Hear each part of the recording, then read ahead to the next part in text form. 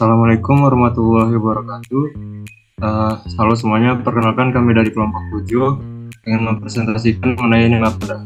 Sebelumnya izinkan kami memperkenalkan diri terlebih dahulu.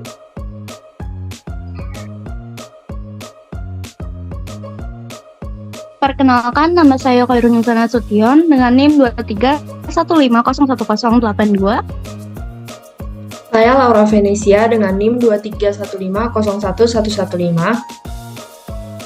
Perkenalkan, nama saya Cahaya Sinaga dengan NIM 2315011076.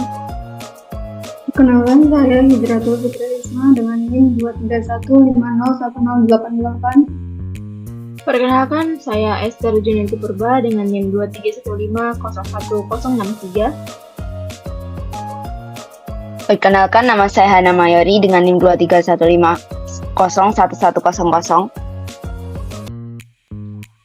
Perkenalkan, nama saya Muhammad Rinaldi dengan NIM 2315011103. Pertama, saya akan menjelaskan mengenai pengertian nematoda.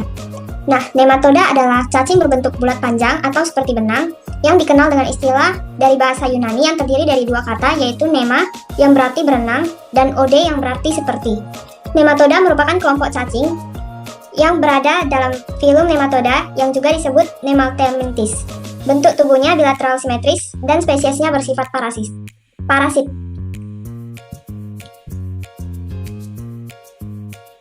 Baik, saya lanjutkan ke epidemiologi nematoda. Pada nematoda dibagi tiga atas epidemiologinya, yaitu Trichuris trichiura, Ascaris lumbricoides, dan Hookworm. Yang pertama, Trichuris trichiura, yaitu penyebaran penyakit ini adalah terkontaminasinya pada tanah dengan tinja yang mengandung telur cacing Trichuris, dan telurnya ini tumbuh dalam tanah liat yang bersifat lembab dan suhu optimalnya yaitu kurang lebih 30 derajat Celcius. Infeksi cacing ini terjadi bila telur yang menginfeksinya masuk ke dalam mulut bersamaan dengan makanan yang tercemar atau juga melalui tangan yang kotor. Lanjut, yaitu Ascaris lumbricoides, yaitu sumber penularan yang paling sering pada sayuran. Dalam debu dapat juga dijumpai telur Ascaris, dan setiap gram debu rumah itu dapat ditemukan 31 butir telurnya. Serangga sering pula disebut dengan sebagai sumber penularan. Penularan dari sumber-sumber penularan ini juga dipermudah lagi karena adanya telur tersebut. Berasal terdapat tahapan yaitu asam, alkohol, dan juga bahan-bahan pengawet yang biasa dipakai pada rumah tangga. Terdapat di seluruh dunia, terutama di daerah tropis dengan suhu panas. Di Indonesia sendiri, prevalensi Ascaris ini terutama pada anak-anak dengan frekuensi 60-90%. Lanjut yang terakhir yaitu Hookworm, yaitu cacing tambang hidup di usus kecil. Telur cacing tambang terdapat melalui kotoran orang yang terinfeksi.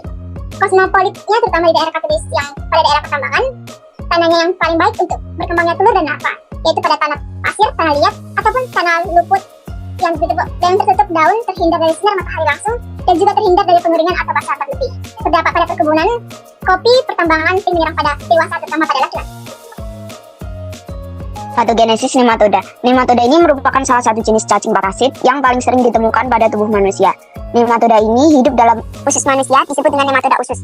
Penyakit infeksi parasit nematoda usus dapat menyebabkan manusia kehilangan karbohidrat, protein, dan darah yang cukup besar, sehingga dapat menurunkan kemampuan fisik dan ketajaman pikiran anak-anak, serta menurunkan produktivitas kerja orang dewasa.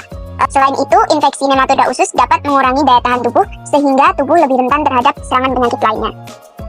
Lanjut, cacing dewasa yang di dalam usus dan larva cacing yang beredar melalui aliran darah dapat menimbulkan perubahan patologis pada penderita. Migrasi larva cacing di paru-paru dapat menimbulkan pneumonia dengan gejala berupa demam, batuk, sesak, dan dahak berdarah.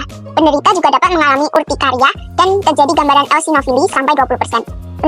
Pneumonia disertai gejala alergi ini disebut sebagai sindrom Loeffler atau Ascaris pneumonia. Pada infeksi berat atau hiperinfeksi, terutama pada anak-anak, dapat terjadi gangguan pencernaan dan penyerapan protein sehingga penderita mengalami gangguan pertumbuhan dan anemia akibat kurang gizi. Cairan tubuh cacing yang toksik dapat menimbulkan gejala mirip demam tifoid yang disertai tanda-tanda alergi seperti urtikaria, edema pada wajah, konjungtivitis, dan iritasi pernafasan bagian atas. Pada manusia, cacing dewasa dapat menimbulkan berbagai dampak mekanik seperti obstruksi usus, intussusepsi, dan perforasi ulkus yang berada di usus. Selain itu, cacing dewasa dapat melakukan migrasi ke organ-organ luar usus atau askariasis ektopik, misalnya ke lambung, esofagus, mulut, hidung, vena glutis, atau bronkus, sehingga dapat menghambat pernapasan penderita. Cacing dewasa ini juga dapat menyumbat saluran empedu dan menyebabkan apendisitis, abses hati, dan pankreatis akut. Yang selanjutnya adalah morfologi nematoda. Morfologi nematoda dibagi menjadi beberapa bagian. Yang pertama adalah bentuk tubuh. Nematoda memiliki tubuh silindris, tidak bersegmen, dan bersimetri bilateral. Tubuh mereka sering kali panjang dan juga ramping. Yang berikutnya adalah kepala nematoda. Nematoda umumnya memiliki kepala yang lebih kecil dan kurang terdefinisi dibandingkan bagian tubuh lainnya. Kepala ini biasanya mencakup mulut yang terletak di ujung anterior tubuh. Selanjutnya mulut. Mulut nematoda dapat dilengkapi dengan berbagai struktur seperti gigi, bibir atau cincin membran, tergantung pada spesiesnya. Mulut ini digunakan untuk mengambil makanan dan berinteraksi dengan lingkungan sekitarnya. Selanjutnya adalah sistem pencernaan.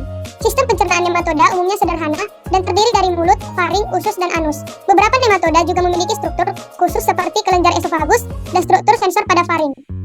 Berikutnya adalah sistem saraf. Nematoda memiliki sistem saraf sederhana yang terdiri dari serangkaian simpul saraf yang saling terhubung. Biasanya terdapat beberapa simpul saraf di sepanjang tubuh, membentuk sistem saraf longitudinal. Selanjutnya adalah pembuluh darah.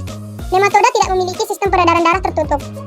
Beberapa spesies memiliki ruang tubuh yang berisi cairan yang berperan dalam distribusi nutrisi dan juga oksigen. Berikutnya adalah pembuangan limbah. Limbah dalam nematoda dikeluarkan melalui anus yang terletak di ujung posterior tubuh. Selanjutnya, sistem reproduksi. Sebagian besar nematoda memiliki sistem reproduksi yang berbeda antara jantan dan juga betina. Pada beberapa spesies, nematoda juga dapat berkembang biak secara hermafrodit. Selanjutnya adalah kutikel. Nematoda memiliki lapisan luar yang disebut kutikel.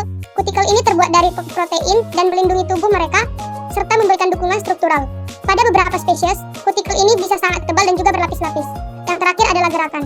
Nematoda menggunakan otot melingkar dan otot lonjong longitudinal untuk melakukan gerakan tubuh yang melingkar. Gerakan ini membantu mereka bergerak maju melalui tanah atau lingkungan lainnya. Berikutnya mengenai klasifikasi nematoda. Filum nematoda diklasifikasikan menjadi 3 kelas utama, yaitu Rhabdithea, Enoplea, dan Chromadorea. Next. Yang pertama ada Rhabdithea. Kelas Rhabdithea memiliki nematoda yang hidup bebas dan parasit. Rhabdithea hidup bebas memakan bakteri sebagai sumber energi. Mereka dapat ditemukan di antara partikel tanah maupun di air. Ciri-ciri umum Rhabdithea yaitu yang pertama tidak tersegmentasi, yang kedua memiliki tubuh silindris, kemudian tubuhnya meruncing di kedua ujungnya, memiliki kutikula dan hipodermis. Pada spesies dewasa memiliki usus, gonad, dan faring, memiliki kutikula yang berinvaginasi dengan saraf. Next. Yang kedua ada Enoplea. Enoplea membentuk filum nematoda. Nematoda ini berbeda secara nenek moyang. Beberapa contoh nematoda Enoplea adalah Trichuris dan Diotypim.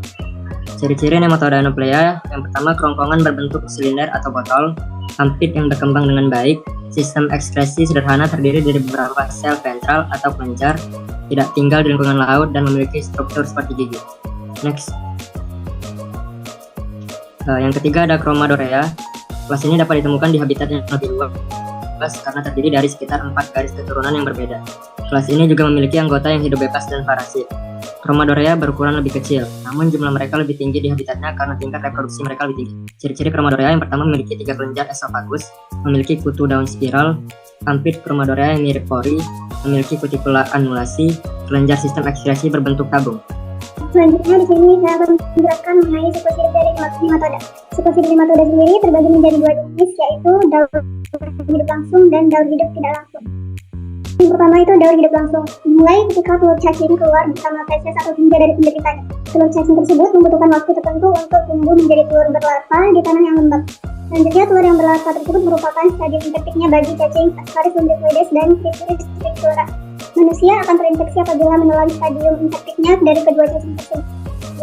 Pada cacing Ascaris lumbricoides dan Trichuris tricolora, cara menginfeksinya melalui mulut. Sedangkan tambang, telur berubah menjadi larva tulariform, yang mana larva tulariform tersebut yang apabila tersentuh manusia maka akan terinfeksi oleh cacing tersebut. Selanjutnya yang kedua, daur hidup tidak langsung. Salah satu contohnya adalah daur hidup Neisseria bancroft yang dikenal sebagai cacing filaria penyebab penyakit filariasis yang cara infeksinya itu melalui kulit dan melibatkan nyamuk sebagai vektornya. Manusia terinfeksi parasit tersebut melalui gigitan vektornya atau nyamuk yang telah mengandung mikrofilaria infektifnya atau larva infektif. Nyamuk dapat mengandung larva tersebut apabila telah menggigit penderita filariasis yang di dalam darahnya itu masih mengandung mikrofilaria pralarva. Kemudian larva tersebut dan tubuh vektornya akan mengalami pertumbuhan menjadi larva infektif yang siap diinfeksikan ke dalam tubuh inangnya. Nah, yang terakhir aku akan jelasin mengenai pencegahan dan pengendalian nematoda. Ukuran dari nematoda yang kecil membuat kita kadang lalai menyadari betapa berbahayanya parasit ini. Berikut ini adalah upaya yang bisa kita lakukan untuk mencegah dan mengendalikan parasit nematoda. Yang pertama, mengurangi konsumsi daging dan ikan secara mentah. Selain tidak baik bagi kesehatan, ikan atau daging yang belum masak banyak mengandung parasit. Ikan atau daging-dagingan yang belum mengalami proses pengolahan umumnya banyak mengandung cacing pita, cacing gelang, dan cacing hati. Selain parasit, ikan dan daging yang belum matang juga mengandung bakteri yang bisa menyebabkan sakit perut, muntah, dan diare. Next. Nah, lalu kita harus mencuci dan menjaga kebersihan tangan. Cacing itu biasanya menginfeksi manusia dan menyebar melalui tanah. Kebersihan yang buruk, terutama kurangnya mencuci tangan dan memotong kuku secara rutin, merupakan penyebab umum dari penularan parasit nematoda. Faktanya, bahwa kuku adalah salah satu area yang cukup sulit untuk dijangkau, sehingga mudah terlewatkan ketika mencuci tangan. Terlebih, apabila orang tersebut memiliki kuku panjang, maka akan sulit baginya untuk membersihkannya bila proses mencuci tangan yang dilakukan itu tidak seksama dan dilakukan secara terburu-buru. Dengan demikian, risiko tertular cacingan itu lebih tinggi pada orang dengan kuku panjang, terutama pasca berurusan atau bermain dengan tanah. Lalu yang ketiga, menjaga kualitas air. Parasit nematoda itu menyukai tempat-tempat yang lembab. Untuk mencegah penularan parasit ini, hal yang bisa kita lakukan adalah meminum air yang bersih. Pastikan air yang kamu minum terjamin kebersihannya dan sudah mengalami penyaringan sesuai standar. Air yang digunakan untuk mandi juga hal yang perlu diperhatikan. Usahakan memakai penyaring air di kamar mandi. Sebaiknya, air yang digunakan untuk mandi, minum, dan memasak tidak terdapat cacing di dalamnya. Nah, yang terakhir, makan makanan yang sehat.